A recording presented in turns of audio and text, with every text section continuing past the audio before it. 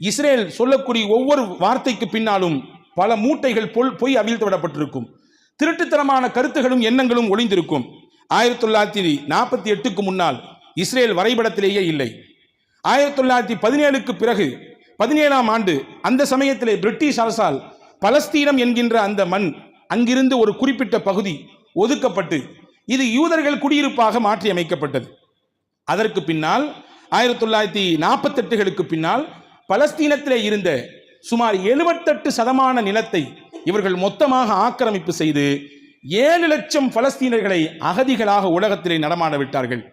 அது மட்டுமல்ல, அதையும் தாண்டி 1967களுக்கு பின்னால் இஸ்ரேல் தனக்கு பக்கத்தில் இருக்கக்கூடிய நாடுகள், அரபு நாடுகளின் சில நாடுகளிலிருந்து சில இடங்களை கைப்பற்றி கொண்டது. ஜோர்டானிலிருந்து, அதே போன்று எகிப்திலிருந்து, சிரியாவிலிருந்து பல பகுதிகளை கைப்பற்றி தங்களுடைய எல்லைகளை விரிவாக்கி கொண்டே போனது.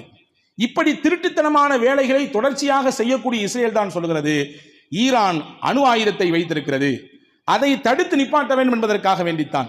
அதனால் எங்களுடைய நாட்டுக்கு பாதிப்பு என்பதை நாங்கள் உணர்ந்ததனால்தான் அந்த நாட்டை நாங்கள் தாக்குகிறோம் என்று.